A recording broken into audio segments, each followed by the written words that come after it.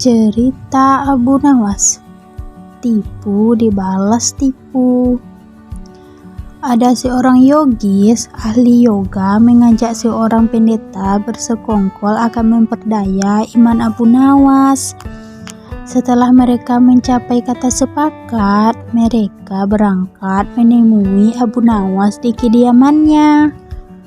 Ketika mereka datang, Abu Nawas sedang melakukan sholat duha. Setelah dipersilakan masuk oleh istri Abu Nawas, mereka masuk dan menunggu sambil berbincang-bincang santai. Seusai sholat, Abu Nawas menyambut mereka. Abu Nawas dan para tamunya bercakap-cakap sejenak. Kami sebenarnya ingin mengajak engkau melakukan pengembaraan suci. Kalau engkau tidak keberatan, bergabunglah bersama kami, kata ahli yoga. Dengan senang hati. Lalu kapan rencananya? Tanya Abu Nawas polos. Besok pagi, kata pendeta. Baiklah, kalau begitu kita bertemu di warung teh besok, kata Abu Nawas menyanggupi. Hari berikutnya mereka berangkat bersama. Abu Nawas mengenakan jubah seorang sufi. Ahli yoga dan pendeta memakai seragam keagamaan mereka masing-masing.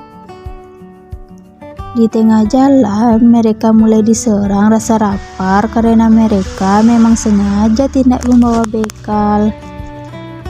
Hai Abu Nawas, bagaimana kalau engkau saja yang mengumpulkan dermaguna membeli makanan untuk kita bertiga? Karena kami akan mengadakan kebaktian, kata pendeta. Tanpa banyak bicara, Abu Nawas berangkat mencari dan mengumpulkan derma dari dusun satu ke dusun lain. Setelah derma terkumpul, Abu Nawas membeli makanan yang cukup untuk 3 orang. Abu Nawas kembali ke pendeta dan ahli yoga dengan membawa makanan. Mereka sudah tidak sanggup menahan rasa lapar. Abu Nawas berkata, mari segera kita bagi makanan ini, sekarang juga. Jangan sekarang, kami sedang berpuasa, kata ahli yoga. Tetapi aku hanya menginginkan bagianku saja, sedangkan bagian kalian terserah kalian, kata Abu Nawas menawarkan jalan keluar. Aku tidak setuju. Kita harus seiring seirama dalam berbuat apapun, kata pendeta. Betul, aku pun tidak setuju karena waktu makanku besok pagi. Besok pagi aku baru akan berbuka, kata ahli yoga. Bukankah aku yang engkau jadikan alat pencari derma dan derma itu sekarang telah kutukar dengan makanan ini? Sekarang kalian tidak mengizinkan aku mengambil bagianku sendiri. Itu tidak masuk akal, kata Abu Nawas mulai merasa jengkel. Namun begitu pendeta dan ahli yoga tetap bersikeras tidak mengizinkan Abu Nawas mengambil bagian yang menjadi haknya. Abu Nawas penasaran. Ia mencoba sekali lagi meyakinkan kawan-kawannya agar mengizinkan ia memakan bagiannya. Tetapi mereka tetap saja menolak. Abu Nawas benar-benar merasa jengkel dan marah. Namun Abu Nawas tidak memperlihatkan sedikit pun kejengkelan dan kemarahannya. Bagaimana kalau kita mengadakan perjanjian, kata pendeta kepada Abu Nawas. Perjanjian apa? Tanya Abu Nawas. Kita adakan lomba. Barang siapa di antara kita bermimpi paling indah, maka ia akan mendapat bagian terbanyak. Yang kedua lebih sedikit dan yang terburuk akan mendapat paling sedikit, pendeta itu menjelaskan. Abu Nawas setuju. Ia tidak memberi komentar apa-apa. Malam semakin larut, embun mulai turun ke bumi.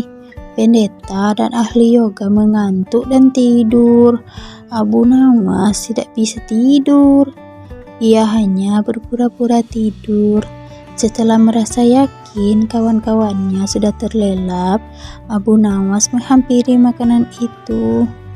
Tanpa berpikir dua kali, Abu Nawas memakan habis makanan itu hingga tidak tersisa sedikit pun.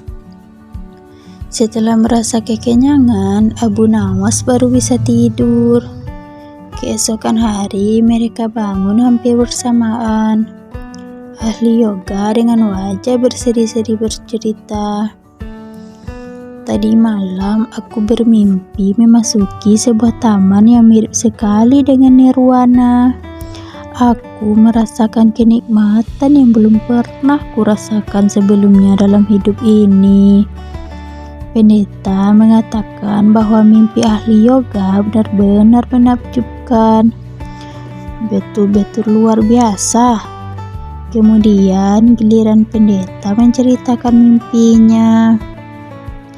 "Aku seolah-olah menembus ruang dan waktu, dan ternyata memang benar, aku tidak sengaja berhasil menyusup ke masa silam di mana pendiri agamaku hidup. Aku bertemu dengan beliau dan lebih membahagiakan adalah aku diberkatinya." Ahli yoga itu memuji-muji kehebatan mimpi pendeta. Abu Nawas hanya diam. Ia tidak merasa tertarik sedikit pun. Karena Abu Nawas belum juga buka mulut, pendeta dan ahli yoga mulai tidak sabar untuk menanyakan mimpi Abu Nawas. "Kalian tentu tahu Nabi Daud alaihissalam. Beliau adalah seorang nabi dan ahli berpuasa. Tadi malam aku bermimpi berbincang-bincang dengan beliau. Beliau menanyakan apakah aku berpuasa atau tidak. Aku katakan aku berpuasa karena aku memang tidak makan sejak dini hari. Kemudian beliau menyuruhku segera berbuka karena hari sudah malam. Tentu saja aku tidak berani mengabaikan perintah beliau.